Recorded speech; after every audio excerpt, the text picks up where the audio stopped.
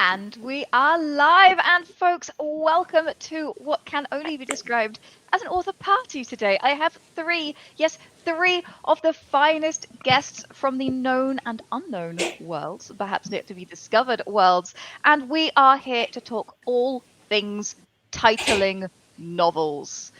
Oh my goodness, I'm so excited about this topic. But before I get carried away on the subject, let me introduce the amazing Trip Galey. Should I say Dr. Trip Galey? How are you doing at Trip? Doing well, and yourself? Oh, I'm so excited to be here with such awesome writers. I think this is going to be a good one. We have, of course, as well, speaking of awesome writers, the great Chris C.L. McCartney. How are you doing, Chris? I'm good, although I've surrounded myself with lights and I still appear to be in some kind of gloomy cave. So you're I all can in only beautiful, assume beautiful. that I can only assume that you are sucking in light in a kind of eldritch manner, which is very appropriate Okay. for our genre. What can I say? It's just on brand, really. Yeah. If Sure. anybody sees a soupçon of tentacle, let me know. Uh,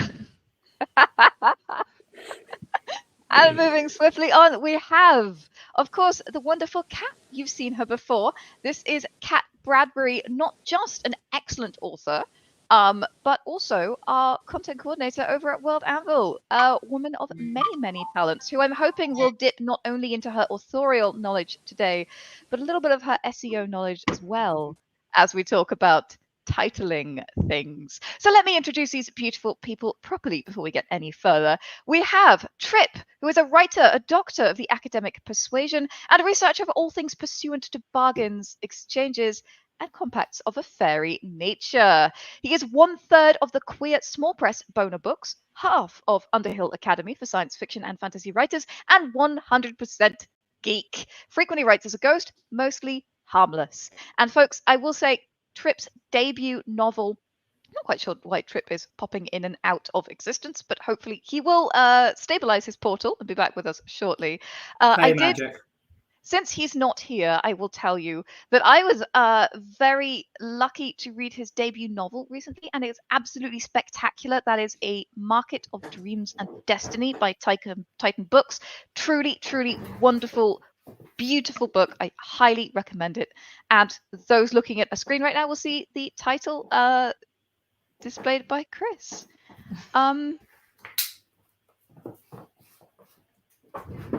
Trip disappearing in and out the Sealy Court, says 101 Colonel. Yes, quite. Trip, could you just double check your audio settings for me as well? Because I think you came back without your voice. That may have been the cost of the portal. We've got an Ariel and the Little Mermaid situation on our hands here. I will go on with the bios because goodness, I have a lot of stellar beans to get through. Chris, or as he is known by his authorial name, C.L. McCartney, is a writer of fantasy and, to his recent surprise, queer cosmic horror. Cue the tentacles. His latest short story, Red Flags, can be found in the forthcoming anthology, The Crawling Moon, from Neon Hemlock. And with Trip, he co-founded Boner Books and is co-editing their LGBTQIA pulp anthology, I Want That Twink Obliterated, which may be the finest title of any anthology that has ever come to press. In civilian life, he is a professional policy wonk and is trying to diversify his wardrobe colors beyond black. But with little success so far, I see Chris. I do my best, which is not very good, apparently. What can I say? You've got a grimdark vibe that's working for you. Why mess with success? And speaking of success, we have the wonderful Kat Bradbury, author of cozy fantasy and sci-fi with a dash of screwball comedy. Kat Bradbury is published in daily science fiction, and her books include SPI Girls Kick Ass and the Alchemy Ever After series of gaslamp fantasy fairy tale retellings. She's also awesome, and I get to work with her every day to my eternal pleasure. So, I think it's time to get to the crux of the matter.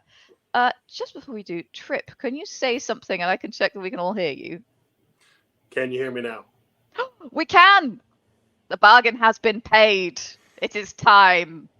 What's in a name? How important is the title of your novel? And I want to kick off with Trip first, I think, on this one.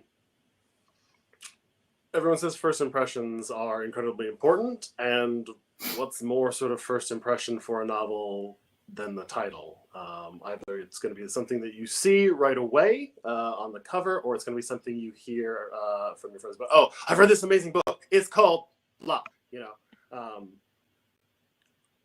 Titles communicate expectation. They can be a promise to the reader. So they can be incredibly important. They don't necessarily have to be incredibly important, but they can do a lot of things. And obviously, a lot of people put a lot of thought into them. And figures as notable as, say, Umberto Eco have thought it important enough to comment on it. Eco specifically said about titles that a title must muddle the reader's ideas, not regiment them, which I think is amazing, and also is fairly counter to another group who would have quite a lot of thoughts on titles, which would be, if you're working in traditional publishing, the sales team. The sales team are going to have thought on your title and what it might convey and who it might be speaking to in terms of a marketing capacity. So, interesting. Yeah. We will get back to that because Trip, I know you have stories. The stories are wonderful, by the way. Kat, what are your thoughts? What's in a name? How important is the title of your novel? It's incredibly important because you're always selling the book to somebody, and it's the first tool that you have to sell it to somebody. The book that I had that got on the usually on the bestseller list for travel romance. Every time I told somebody my working title, they just made a weird face. Like I went to a lot of writer conventions, and they were like.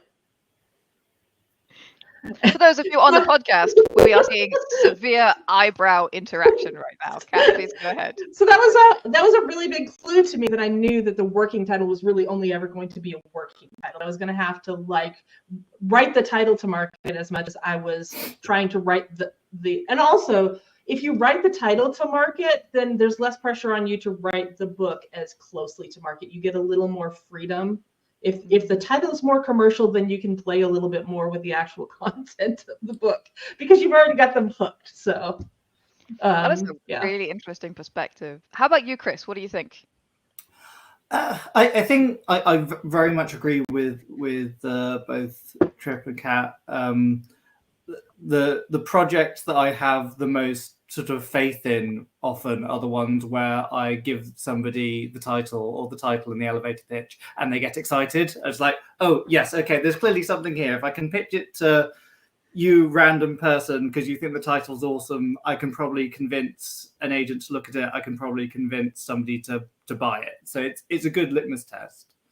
But I suppose my little first year undergraduate response is like picking a fight with the question. I think one thing to ask is like important when.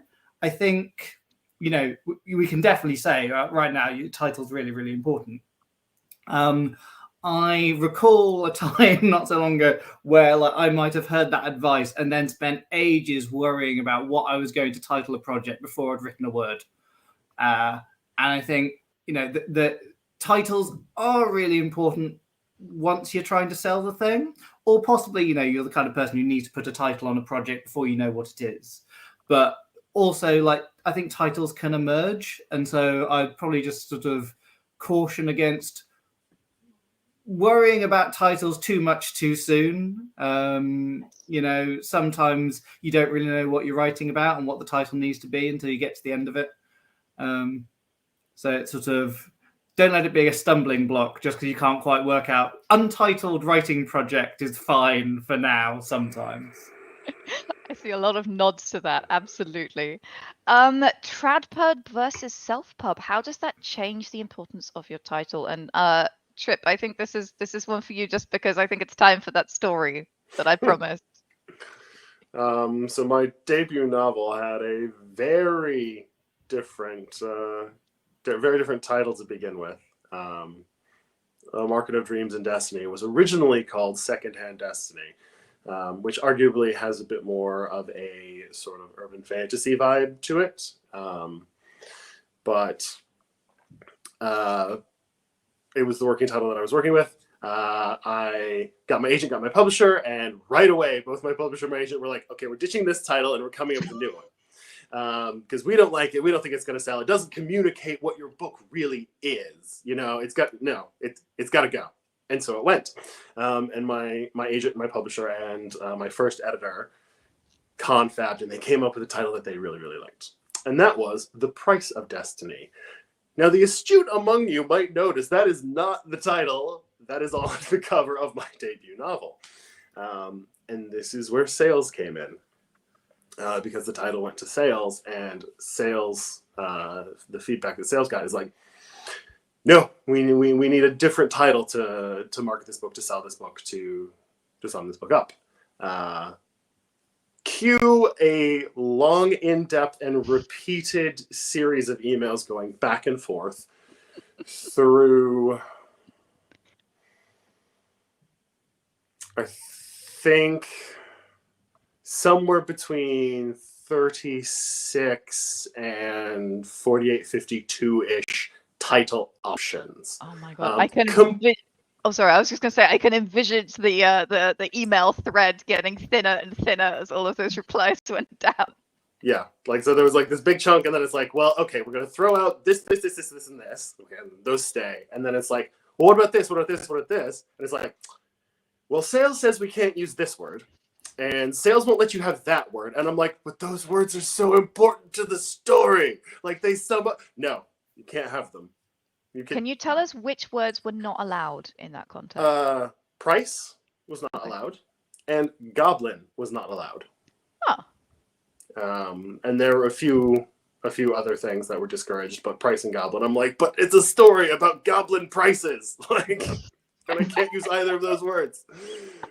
Please describe a purple cow without using the word purple cow. But yeah, so it went back and forth until finally it got down to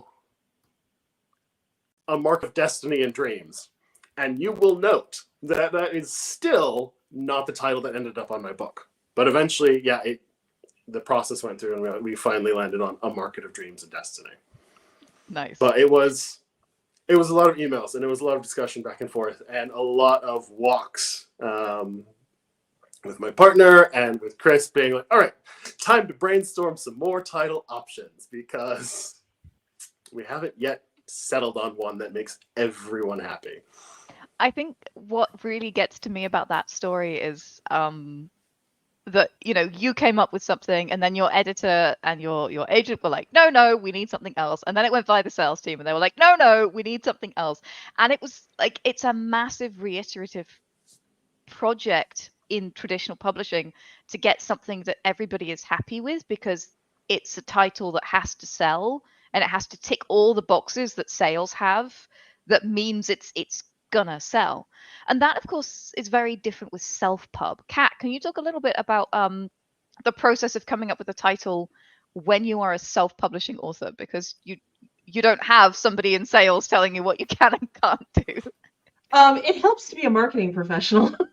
So you're both the writer and the sales guy, and all in one. So, but yeah, it's very important to do a lot of comps or comparative studies of like what else is going on in the market, what the other titles look like, what the other book covers look like, and things like that. I kind of smirked a little bit when Trip was talking about how it switched from a market of dreams and destiny to a market of destiny and dreams, or I may have got that backwards, but like just switching those two words.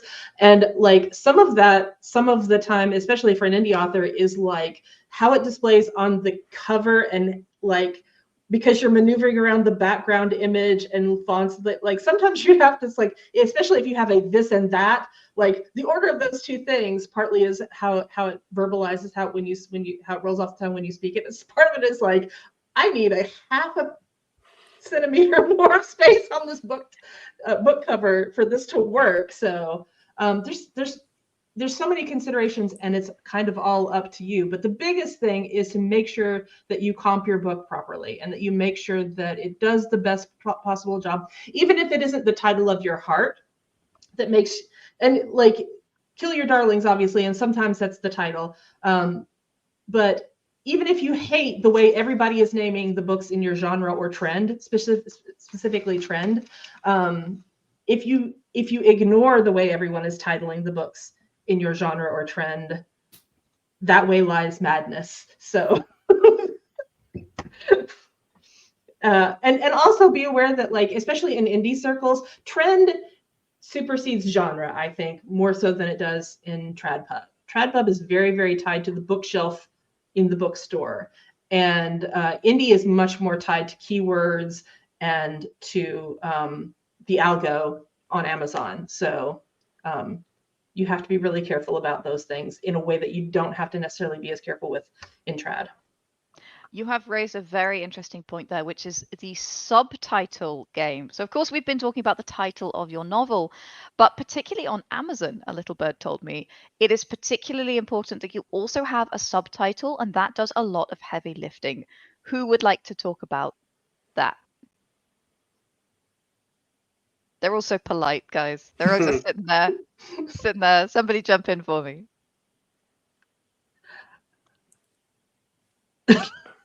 Do it, Kat, I believe in you.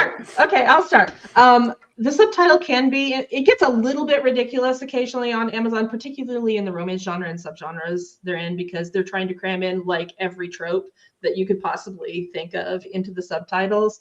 Sometimes it, in my opinion, it cheapens the look of your listing. Ultimately, you're not speaking to the algorithm, you're speaking to the reader. So subtitles have to do double duty of kind of doing both. If you over optimize, then you run the risk of turning off the reader that eventually lands on your page listing, your book listing, because it is absurd to, yeah.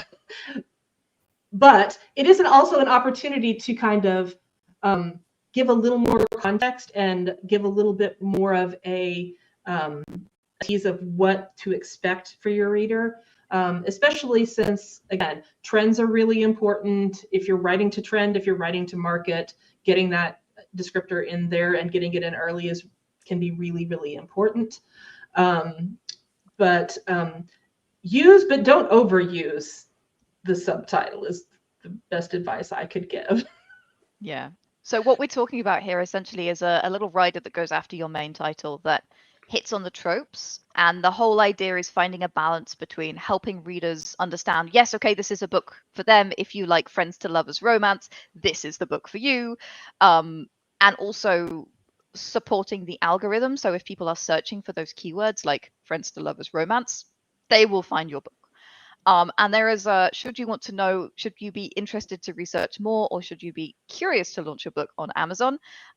There are a lot of materials you can find online that go into a lot of detail about the games that are played in this space, shall we say. And I do want to point out, subtitles are not anything new. Like Frankenstein was a modern Prometheus. People have been adding subtitles to give a little bit more of a hint about what book it was about since literally Mary Shelley. So it's not a new thing. It's just wildly more important in the digital age. Oh yeah, absolutely. I mean, 18th century novels, like the first novels that came out in the 18th century, they all had subtitles. They were like blah blah blah, or blah blah blah blah blah blah blah. Operas did this. Operas have been doing this for ages. Yeah, like if you go back to like the 1600s, it's like they are so insecure about like this newfangled thing of printed books that they're like, okay, because one of my PhD sources was demonology. Yeah, and like that's the subtitles. Multiple subtitles are attached to that, and I think it stretches out to like 40, maybe 50 words of like this or da da da da da da da. Or da da da da da da, or da da da da da. It's almost like they got that email from the guy in sales, and they were like, "All of them! I will have all of them."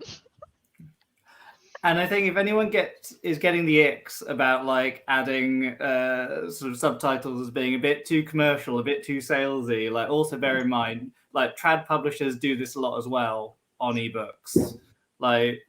Really hilariously on like, you know, classic novels that have been out for centuries. There's like, you know, Pride and Prejudice, now a major motion picture. So I don't think you need it, guys. It's Pride and Prejudice, but hey, you fill your boots. Yeah, absolutely. And I will say, I don't think I've read an ebook recently that didn't have some kind of subtitle. Even if it was one of the things I read recently was Simon R. Green's On the Night Side, and it was called On the Night Side, an urban fantasy detective something something. So they really want to make sure that you know, like the demonology books, they really want to make sure you know what you're picking up, and this is the book for you, and that you will like it. Which is always good practice in general, but yeah, it is something that perhaps has got a little bit out of hand recently. I don't know. I'm not an authority on the subject. So we've talked about TradPub. We've talked about self-pub. What about serial fiction? We have a lot of people publishing serial fiction on World Anvil. There are also, of course, your Wattpads and your Royal Roads. Does the titling approach change when you get to the serial fiction space? If I can just like jump in, Bring it. because I've dabbled a bit.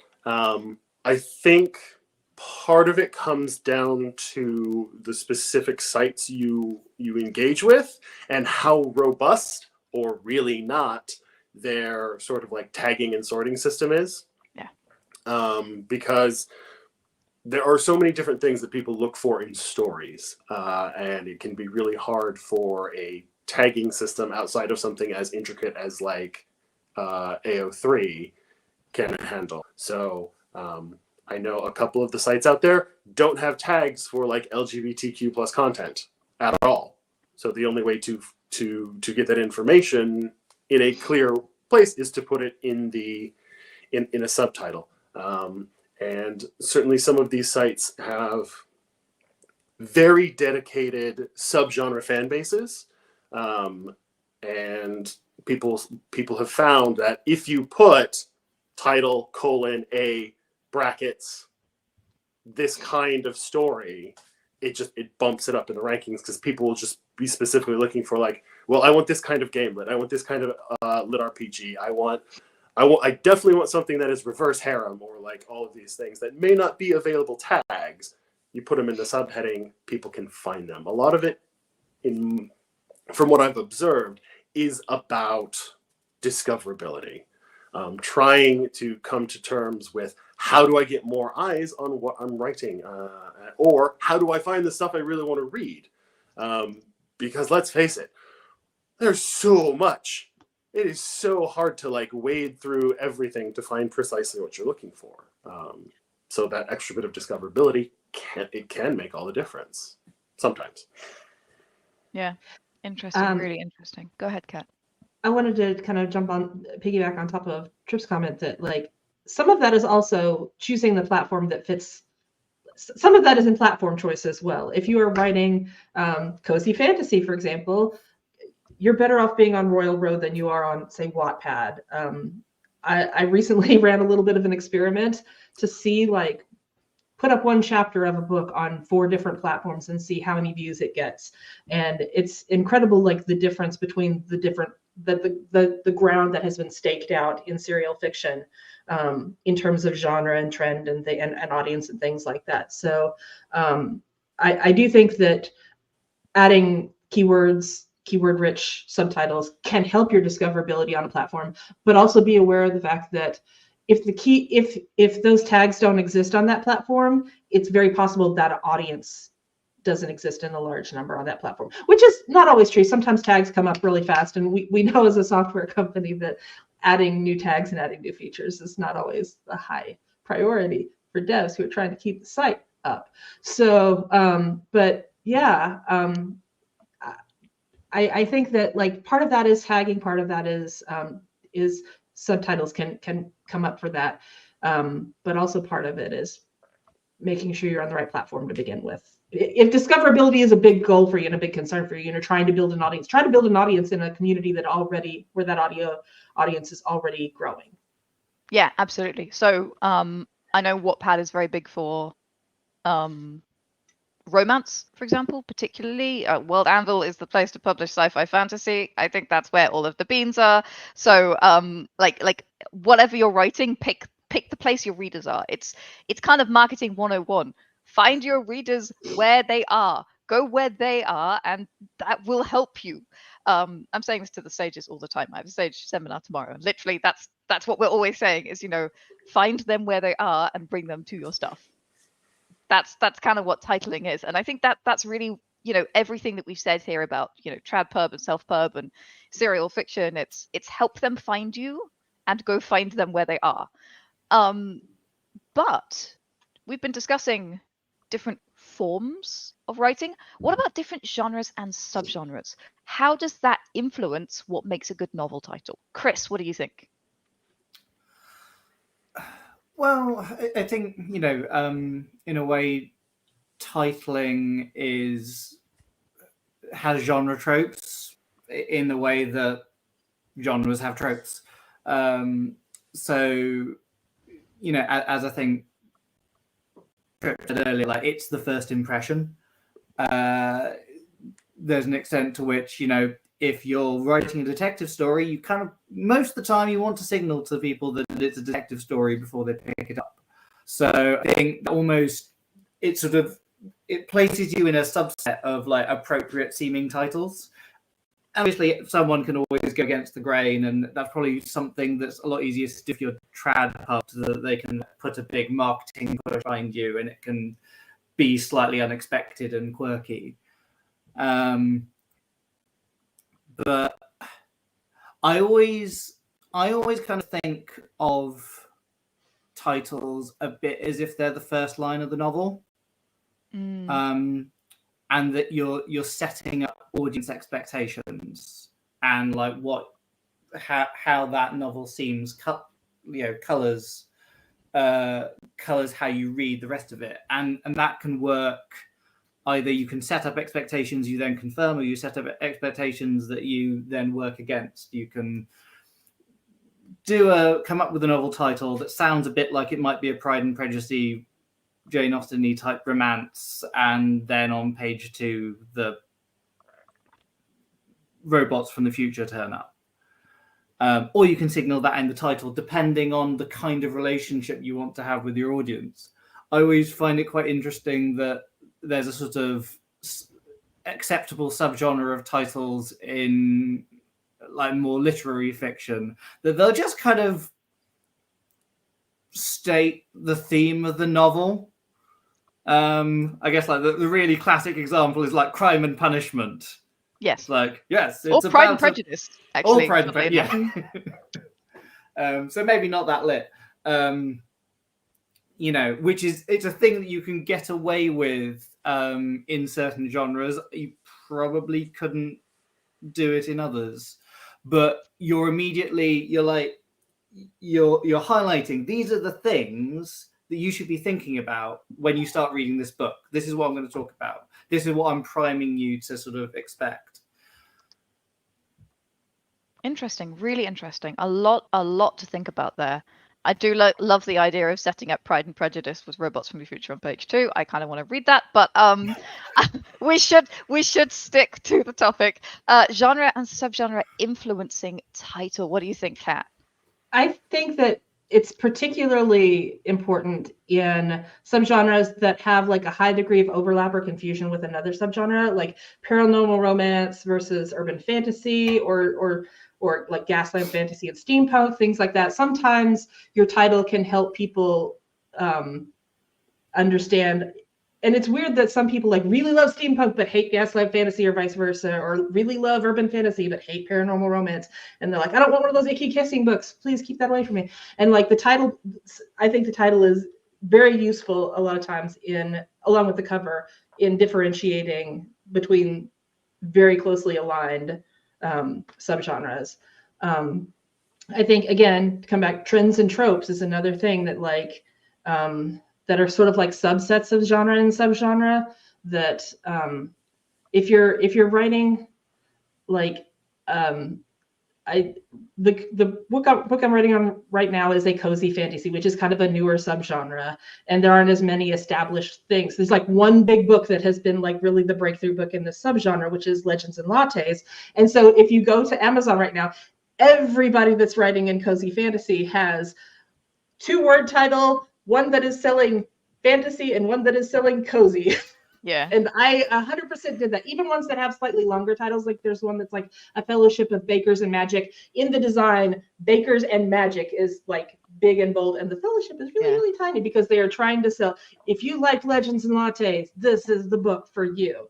So, especially with newer subgenres that are emerging subgenres, I think it's important to, especially if you're, it's a kind of a way to do your elevator pitch without doing your elevator pitch. The like, it's, Die Hard meets Pride and Prejudice. We're just gonna keep coming back to Pride and Prejudice. Yeah, it's a good thing to keep coming back to be fair. So somehow in your title, if you want to do it's Die Hard meets Pride and Prejudice, like there's a, I don't know, I can't think off the top of my head how you would do that, but Pride hard. I'm assuming. That's perfect. I'm going to write that at some point in the future. Pride hard. Or should he bride hard? No, that's the sequel. Yeah. Yeah. Yeah. Die with extreme prejudice. Yeah, exactly. Okay, I love this. I want this. You see, not for nothing do I work in marketing. I think this brings us very smoothly to this question, which is title and cover design. What's the relationship? This is one that my eminent guest suggested would be a very valuable thing to talk about, and I utterly agree. Titles do not work in a vacuum. I was recently at the very fine writing meetup, the Milford Science Fiction and Fantasy Writers event with Trip and Chris. That's actually how we met. And one of the things we kept coming back to was, oh, we're not sure if your first pages and your title give the impression of like what genre your novel is. We don't know if they're signaling enough. And then we kept saying, but of course, you'll have the cover and the back blurb to help you with that. And I think this is something that's so intrinsic to the finished novel that is missing from a long time when we're writing, when we're sort of creating this thing and pouring our heart onto the page and writing these beautiful stories. And then we think about the title. But the cover design is such a big signaler as well, I think.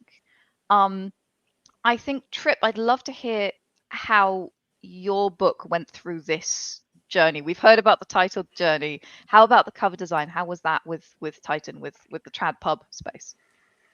So I also had a few iterations of cover design. Almost all of them involve silhouettes because for some reason, silhouettes and anything set in the Victorian era, it's now a signifier. It's because of those little cameo brooches. Cameo brooches. I think so that they all had silhouettes, not always recognizable silhouettes. If you were not completely obsessive like me, you would not recognize the silhouette of Covent Garden Market. You just wouldn't. It's not a famous outline. It's not the Eiffel Tower. It isn't. So it went through several iterations. But one thing that definitely came out is like, I don't have the chunkiest title in the world, but I have a somewhat chunky title. Like there are several words, a market of dreams and destiny. That's 6 words. Compare that to something like fated. Dune. Yeah. The words take up a lot of visual real estate, especially now, particularly in the like digital age we're in, where a lot of our book consumption is online. It is Amazon, it is ebooks, it is Kindle, it is Kobo, it is whatever. You get these tiny little thumbnails. You don't always have the bookshop experience where you go in and you can see everything nice and large. So yeah, I went through, I think the cover that we've got is the 5th design I saw. And it was obviously like refined from the initial concept to the final product, which is gorgeous. Like it's beautiful. But yeah, a lot of it was limited to by the space that was available. It'd be very hard to have like an urban fantasy style cover, which focused much more on people, realistic pictures and things like that. Obviously, color scheme is very important as well, as in terms of like genre and subgenre signifiers. But you end up either having to privilege the image or the words, and if the title is a big part of it, it limits what you can do. In the case of my book, they gave us some nice little silhouettes and lots of flowing greenery that was able to fit around the title that was already there, that was already chosen. And it really highlights the title, like the foliage flows inward. It draws your eyes to the words. It draws your eyes to those two silhouettes, which are the central characters. The cover focuses in on the words of the title. It really makes the words pop. It makes the title seem more important. It lends it I'm not going to say an air of gravitas, but like that sort of thing. And you could contrast that with something like what is it? It's Mary Grant's Feed. Like the original cover on that, 4 letters, big, red, jagged, just at the top, and then you've got like the white and gray sort of cover on the back, and it's just like the title and the cover, they work together and they are like a cohesive unit. Yeah, really interesting, and really interesting to hear the journey that you went on in Trad Pub. How has that been with Self Pub, Kat? How is that sort of melding of title and cover design to signify what the book really is inside those pages? It varies depending on whether you're also designing the cover or if you are hiring a cover designer. For Spy Girls Kick Ass, I was working with 2 other collaborators, and they had an amazing cover artist who had done some work for them in the past, who was able to do these like beautiful, fully painted, avatars of the 3 main characters that we were writing, and then what was really interesting was collaborating among 4 people, because we had 3 authors and then 1 cover artist trying to kind of get the tone of it right. And like we were doing sort of a cyberpunk, but also like a retro throwback thing. So we had some vaporwave stuff going on in the background. We were trying to get a lot of mileage out of 1 cover. Fortunately, because we were pretty close collaborators, we were able to like get an alignment pretty well. But if any one of us had been like really out of pocket, it could have gone off the rails very, very quickly. So pick your collaborators really carefully if you're doing indie. But also, there are so many people doing really amazing work in cover design for indie books, and most of the time, it's well worth the investment. What I would say is that in indie, it's much less likely that your first cover will be your forever cover. Very often, how you refresh your back catalog in indie is slapping a new cover that's more on trend to an existing book, or making some small tweaks to it, or things like that. So it's definitely something you want to put a lot of time into, especially the aspect of like getting the title and the cover to work together in a cohesive design that doesn't look like a train wreck. But kind of how Chris was saying earlier, don't spend so much time on it that you like never actually get the book out, because especially in indie, your first cover is very unlikely to be your forever cover. So don't let it hold you up. Some really, really good thoughts there. Now, I happen to know that Bona Books, that is the small press that both Trip and Chris run together, has been putting into action right now the cover art and the cover design for I Want That Sorry, I beg your pardon. I Want That Twink Obliterated, which is their latest anthology. Chris, can you share some insights into how that process has been and what you've been prioritizing based on your knowledge of the industry? Thank you, Trip, for that visual aid. It's been a really interesting process. Partly, I mean, we kickstarted the anthology, so thankfully, we've had the funds, or we dedicated the funds to get a professional cover artist, and they also do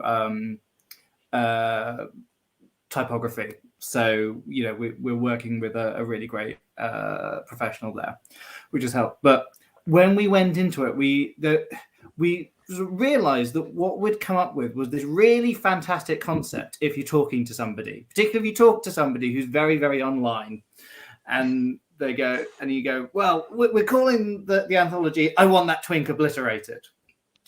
And most people we spoke to laughed outrageously and then went, give it to me now, take my money. I was like, right, okay, great concept. I was like, how do we sell that if you don't know what the meme is? Because some people aren't as terminally online as we all are. And then the other aspect of that was we thought it was a great title for what we're creating, which is a sort of old school pulp anthology with queer heroes and villains. And that fits really, really nicely. And again, when we pitched that to people, they were like, oh yeah, that's perfect. Of course that works. Fantastic. How do you communicate that? And we had sort of all these interesting discussions about, oh, well, okay, well, what's the title? What's the cover supposed to be communicating? Well, okay, it's like retro pulp science fiction, fantasy mix. So we want science fictional elements, but we kind of need them to be like retro science fictional elements, like the cover of like the poster for Barbarella or something. We want those like old school domed space helmets. We want ray guns. It's that version of the future. We want fantasy elements, but you know, it's Conan style fantasy elements. It's a gigantic sword that a human being couldn't actually lift, that kind of stuff. And we sort of sent a load of ideas off to our artist and thought, there's no way he can fit all of these things in, but you know, see what happens. And then he came back with all these stunning ideas, which somehow managed to contain all the ideas that we'd thrown at him and some extras. He added some tentacles. It was like, good call, tentacles, well done. But one of the ideas that we threw at him was, I think we were looking at old film posters and we'd looked at I think it's possibly for either A New Hope, Star Wars as was, or The Empire Strikes Back, and you have the kind of the big looming Darth Vader helmet in the background. Well, that's kind of a thing, isn't it? The looming villain. You also get, I think, like Ming the Merciless on Flash Gordon posters and stuff like that. Like, oh, could we have like a big looming villain in the background? And one of the sort of designs that our artist tossed at us like had that on it. And it occurred to us, well, oh, if you put the typography of the title over that, then it would look like the villain is yelling, I want that twink obliterated. And then it communicates the entire concept of the anthology without you having to say a word.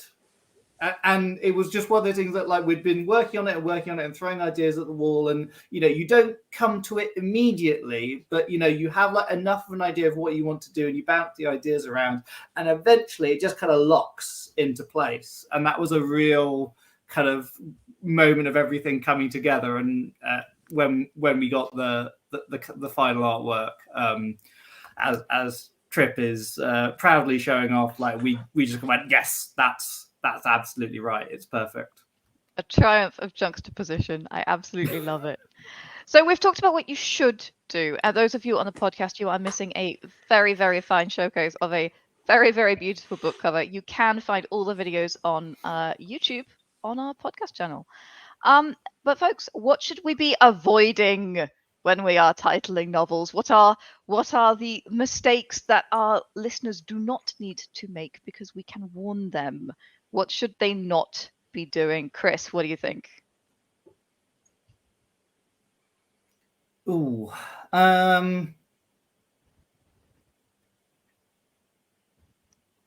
Sorry, I'm still full of my anecdoting. I think it's always worth making sure that there is not another book with exactly the same name. A bit of preemptive Googling is always your friend.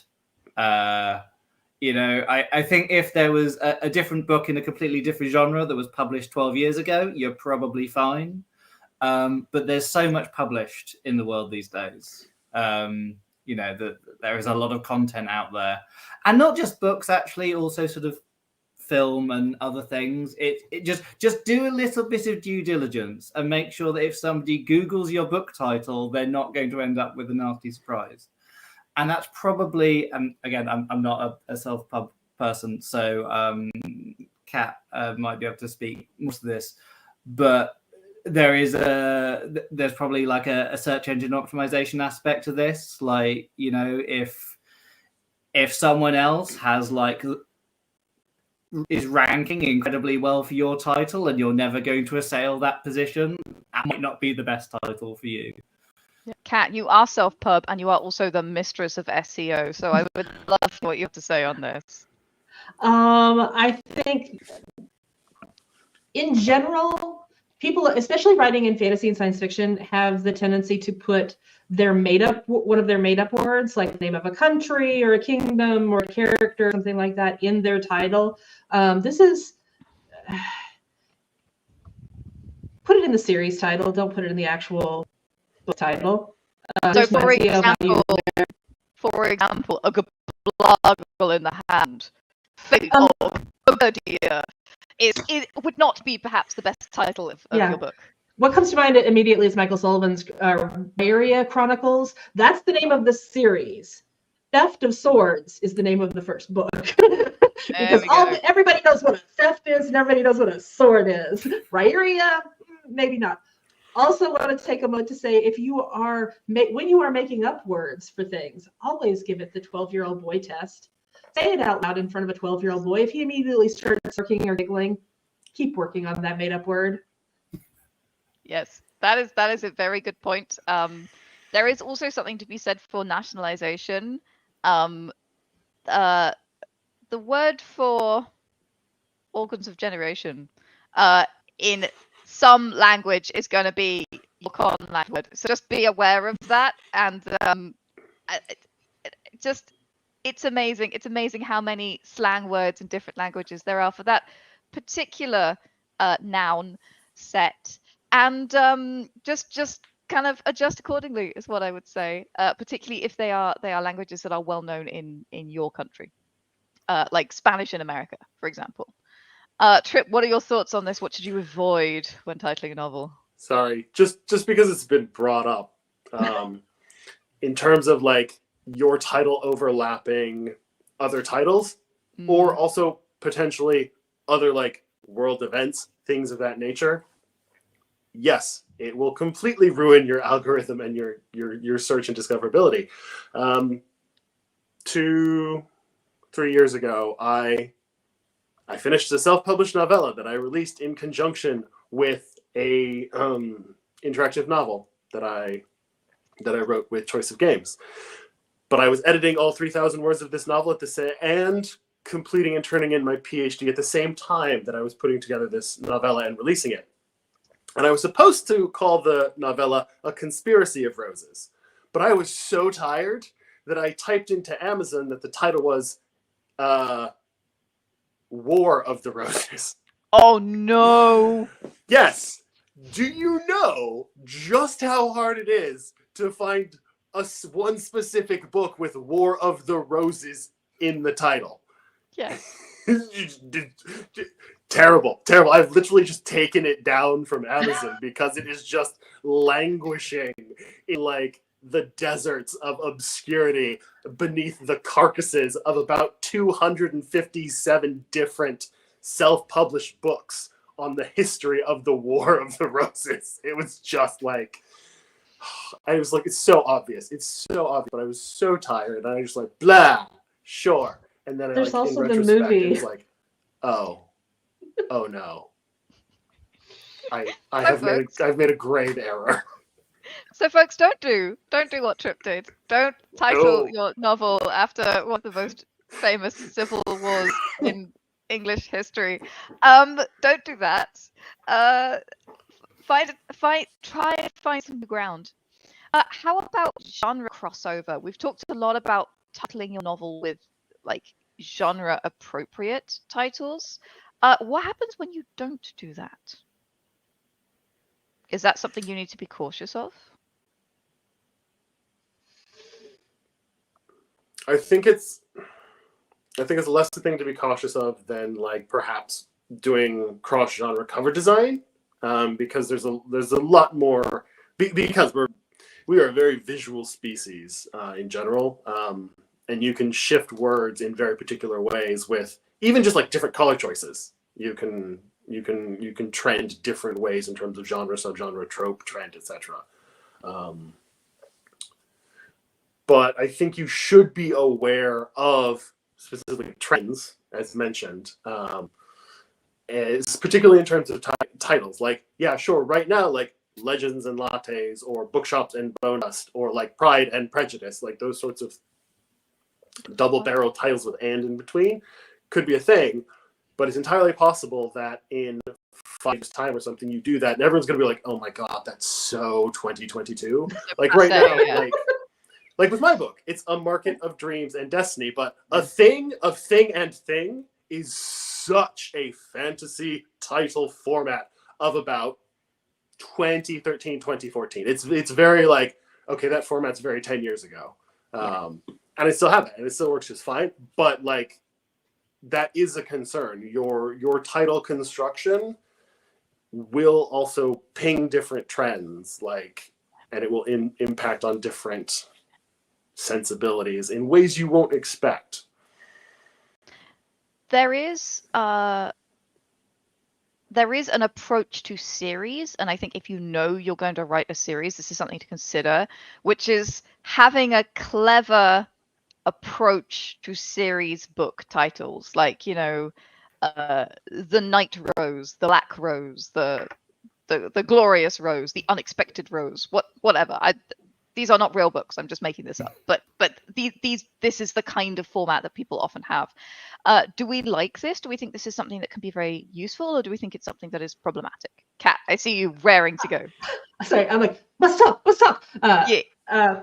I actually have some relevant, something relevant to say. My series is now titled Alchemy Ever After. I love that series title for it because it sells gaslamp fantasy and fairy tale retellings. The original, that is not the original series title for it when it came out with small press. It came out as The Clockwork Republics, which wasn't a terrible title. It kind of piggybacked on Clockwork Century, that kind of thing. It kind of gave you the vibe or whatever, but Clockwork reads as steampunk, and kind of like I was talking earlier, steampunk and gaslamp fantasy are similar but different genres. So it was a bit of a miscommunication that people were expecting a very steampunk book and they were getting a gaslamp fantasy, and also didn't do anything at all to sell the idea that these were all fairy tale retellings in a gaslamp fantasy world. In fact, don't read your reviews, guys. Don't do that. I had one somewhat negative review who was like, it's a good story, but I really wish it had been an original story instead of a Snow White retelling. And I'm like, it says a Snow White retelling right on the cover. Yeah. I could not have been clearer, guys. But to be fair, the series title could have been a little clearer. And Alchemy Ever After is going to tell you fairy tale 100% of the time. So that's my little story about how I poorly named my first series and then fixed it later. We make the mistakes, so you don't have to, folks. I love that. Anything else to avoid when titling a novel? I think unless you want to be very spicy, ignore naughty words. I know that seems very obvious, but some people do not know that, and it will make it very hard to sell your book. Potentially. You will find people who are resistant potentially to buying your book. So because they can't read it on the subway or the tube. Yeah, exactly, or in front of their granny. So I think that's one to consider that people don't always think about. And I have seen it work in some genres, but I think especially in fantasy, even if there are swear words in the book, which by the way is also a choice that you need to make carefully. We should do a podcast about fantasy swearing. Swearing in books at some point. Yes. I like this dream team. I feel like this dream team needs to come back. Good idea. Yeah. I think it's fracking amazing. I will say one of my co-writers from Spy Girls Kick Ass is in the comments right now, Leslie Tash, and she's calling everyone wimps for not, because we did put ass in the title of Spy Girls Kick Ass. That's true. I feel like in that context, it's not. It's such a soft swear word that it's not really a naughty word. That would be my read on it, but maybe I'm corrupt in your opinion. But you're not wrong. It did get some dings when we put it up on Kindle. We did take a little bit of an algo hit on it. So Interesting. It's not the way forward for novels, probably, but I will say if you're titling a short story, when we were going through the slush pile for I Want That Twink Obliterated, there was one story with a filthy name that made Trip and I basically laugh for about 5 minutes solid. And in an anthology, you can get away with it because it's just in the table of contents. And I think we're fairly certain we're going to try and get it in. And, you know, like, hopefully other readers will pick up a copy of the book in a bookshop and, like, look down the TOC and be like, yep, this is this kind of book. Yep, cool, go for it. But this carefully deployed in the right circumstances can work. Yeah. But also, this is not a 5 chili pepper spice anthology. So we're sort of like, okay, we can have one. Yeah, we can give ourselves one spicy title. And I think that goes back to what we were talking about before when we're talking about genre and how important genre is. If you are writing hardcore erotica, the rules are different, okay? Like, if you are writing adorable, soft, cozy fantasy that is like middle grade, you do not follow the same rules. Obviously, you do not. And I think knowing your audience, knowing who you're talking to is one of the most critical things in this whole process. We've talked a lot about agents, we've talked about editors, we've talked about the sales team. Almost dropped a name there that I shouldn't have dropped. We talked about the sales team. And I think the most important thing is at the end of the day, your book is going into the hands of a reader, kind of like you. Probably. So that's always going to be something to consider. User focused design, right? We talk about it all the time in World Anvil. And really what it is we are designing a book, we are designing a cover, we are designing a title that is so irresistible to the person we want this book to land in the hands of that they cannot help but go, oh, squee, I need that. Like that is our goal as writers. And so I think absolutely do your cover research based on what the experts here have said today. Do your title research based on what, our experts here have said. But remember, at the end of the day, it's going to the hands of a real person. And that is something that you have to consider as well.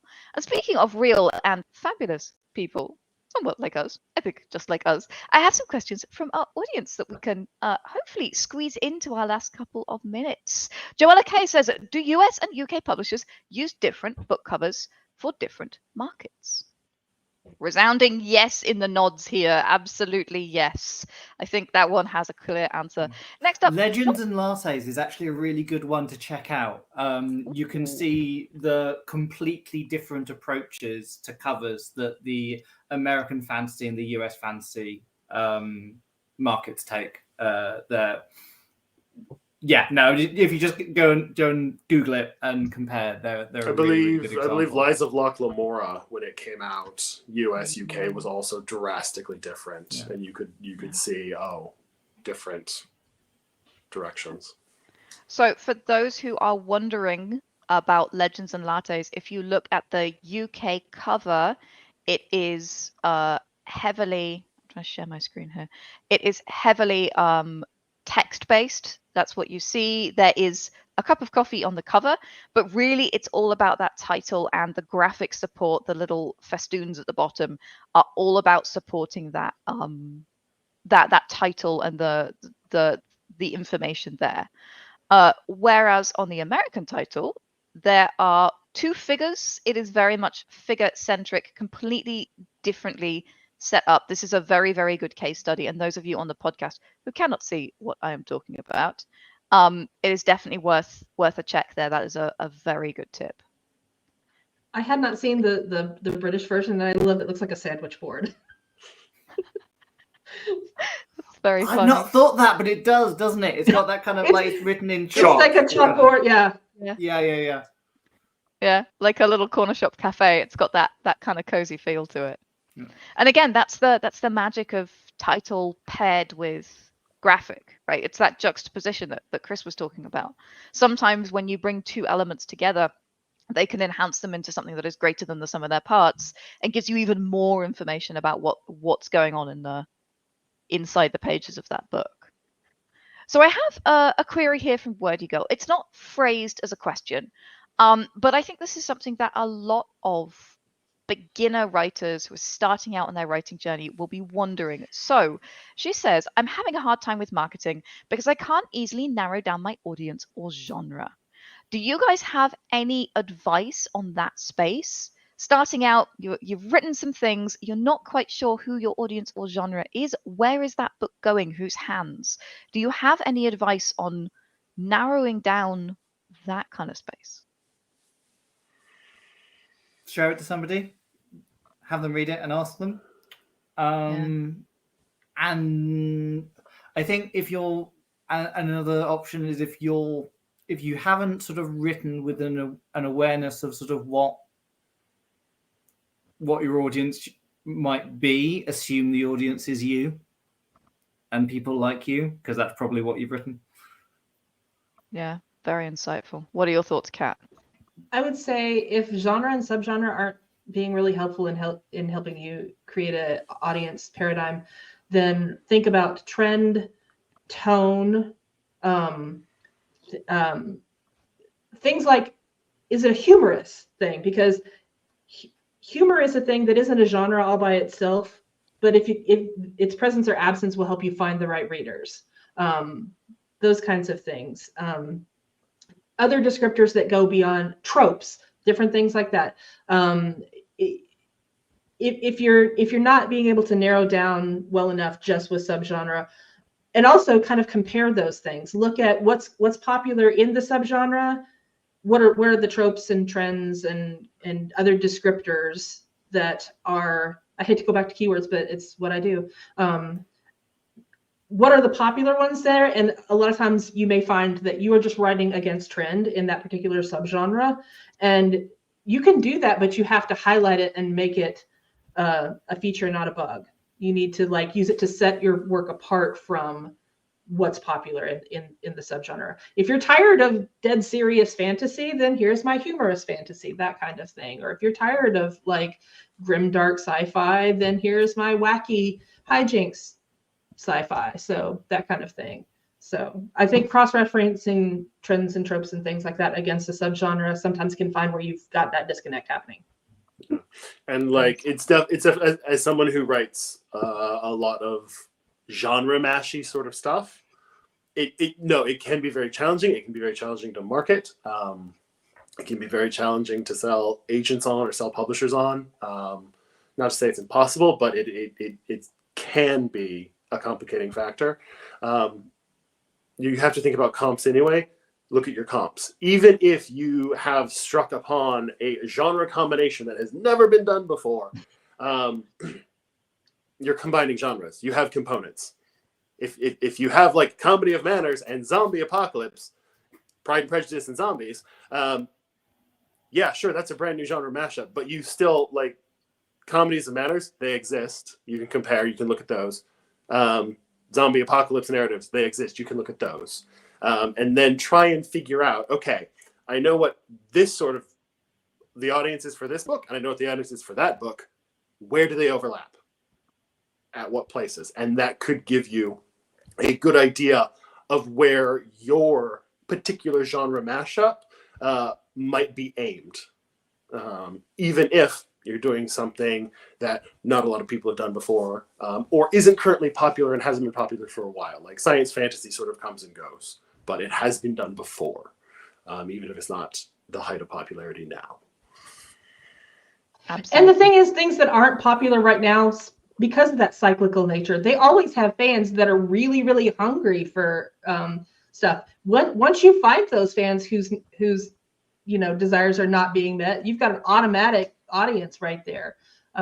So writing against trend is a valid strategy. You just have to be doing it knowingly. Yeah, absolutely.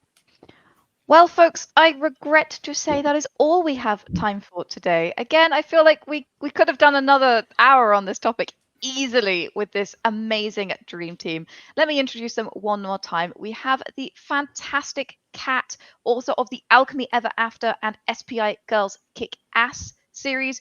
Do go check them out. She is not just a wonderful colleague, but also a spectacular writer. We have the amazing Trip Galey, author of A Market of Dreams and Destiny, which I have personally read and absolutely adored. Again, I don't say this lightly. This book I really, really loved. I do recommend it if you are a fan of all things fantasy, all things Goblin Market, and some very interesting twists on a 19th century alt history world. And of course, the amazing Chris McCartney, who, as well as being a fabulous writer, is also spearheading with Trip the Boner Books mission to create good queer books. Do go check out Boner Books at bonerbooks.uk or find them on social media at Boner Books. You will find them. They are awesome. Yeah. Folks, thank you so much for joining us today. A reminder that we are going live tomorrow, of course, as well with our community day. A reminder that, of course, if you have not filled in the Forge the Future survey, I will reach through the screen and throw books at you. No, I wouldn't do that. But seriously, go fill in that thing because I need to go and read everything that you have to say about World Anvil and how we can make it even more awesome for writers like us.